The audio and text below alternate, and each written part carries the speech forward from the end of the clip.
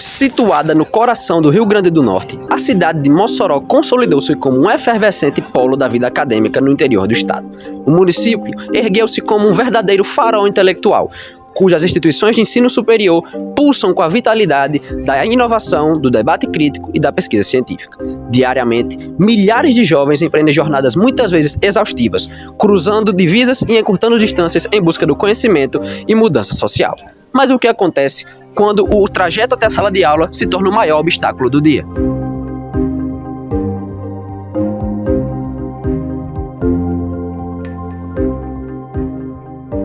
Para entender esse cenário, nós desenvolvemos uma pesquisa aplicada em um estudo de caso focado na intersecção entre o transporte coletivo e o ambiente acadêmico. A relevância desse tema é indiscutível, visto que debater o transporte coletivo, na prática, é debater a permanência do aluno aqui na universidade. Não estamos reivindicando apenas o direito à locomoção, mas sim a efetivação do direito à educação.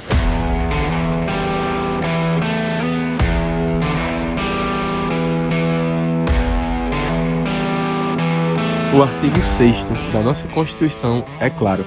São direitos sociais: a educação, a saúde, a alimentação, o trabalho, a moradia, o transporte.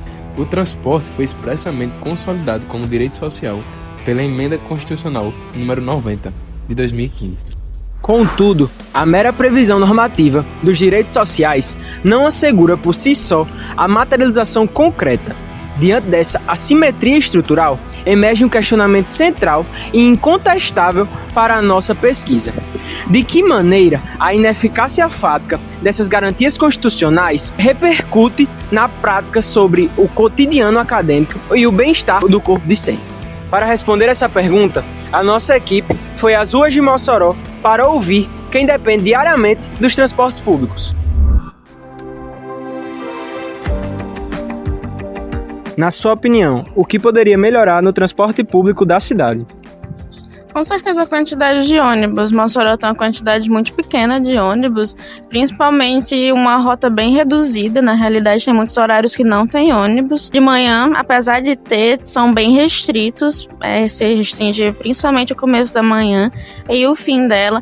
Aquele meio praticamente não tem ônibus, pelo menos na parte do meu bairro, que é até bem distante daqui, que é a Abolição 3. E a frota de ônibus lá é péssima. É horrível, sendo bem honesta. Cara, com certeza mais ônibus, porque tem gente que demora 2 horas para chegar em casa, para vir para o UERN também, porque o ônibus tem que dar uma volta todinha em vários bairros diferentes. Inclusive, por exemplo, o Cidade do Sol, ele passa pelo Belo Horizonte, vai no Cidade Verde, aí volta, vai pela Boa Vista e passa pelo centro e vem para o UERN. Então isso leva cerca de 2 horas para chegar. Quanto tempo você leva, em média, para chegar na universidade utilizando transporte público? Cerca de mais ou menos 1 hora e pouco. Eu levo em média 50 minutos, 1 hora, para chegar aqui e para voltar para casa também. Você já faltou ou chegou atrasada à aula por problemas no transporte público? Já.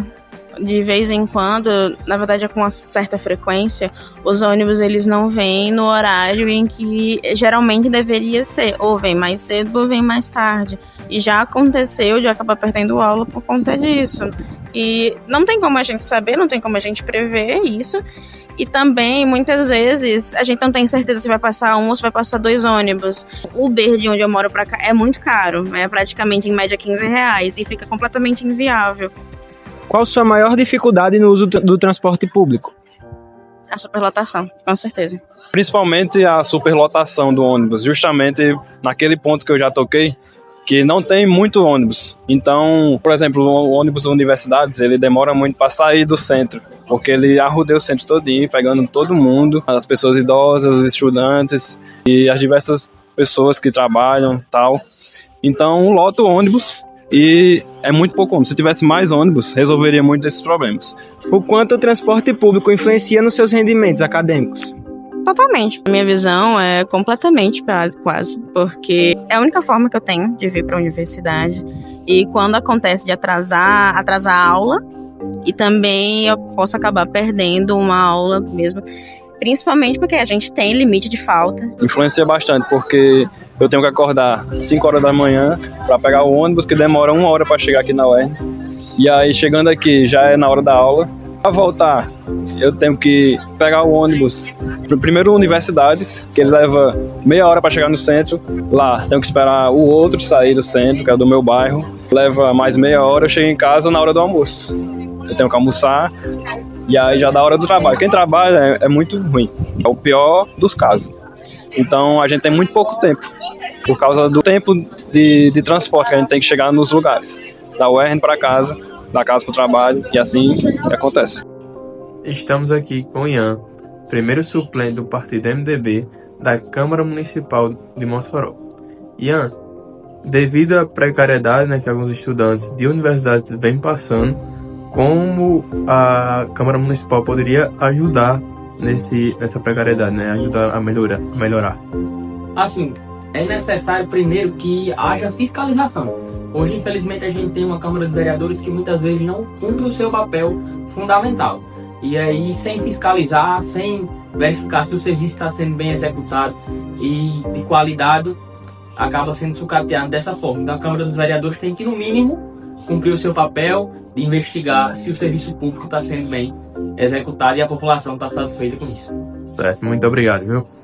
Seguindo o que foi dito pelos entrevistados, um estudo emblemático realizado com dados de universidades no Nordeste comprovou que a distância percorrida afeta as notas. O acréscimo de 10 km na distância diária percorrida entre a casa e a instituição causa uma redução média de 1 ponto no coeficiente de rendimento escolar do estudante. Esse impacto negativo no deslocamento longo é ainda mais severo para alunos que ingressaram por sistemas de cota, evidenciando que a infraestrutura de mobilidade aprofunda a desigualdade de oportunidades educacionais no Nordeste. Esses dados se mostram ainda mais presentes quando analisamos outro estudo que aponta que o Brasil ainda sofre de insuficiência de acesso à educação, principalmente em áreas periféricas, em que o transporte público é baixo, obrigando estudantes a realizarem muitas viagens exaustivas. O diagnóstico da nossa pesquisa é claro. A teoria constitucional tem esbarrado na omissão estrutural do Estado. Não basta ter apenas o direito no papel,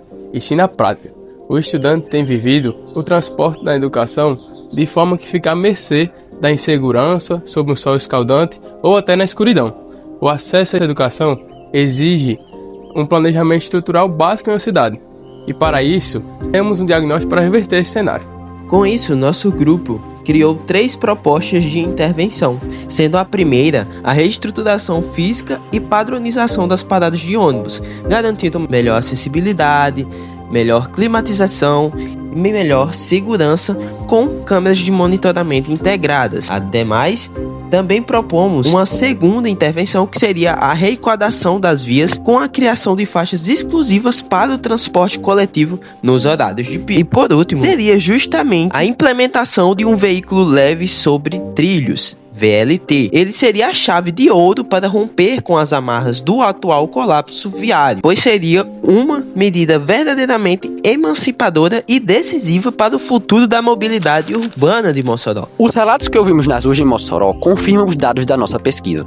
O conteúdo aqui delimitado foca na ausência da eficácia plena dos direitos sociais.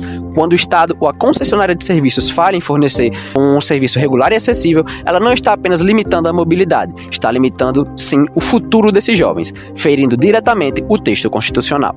A mobilidade urbana eficaz não é um luxo, é um veículo de transporte e de educação. E a educação, como sabemos, é o motor de qualquer sociedade.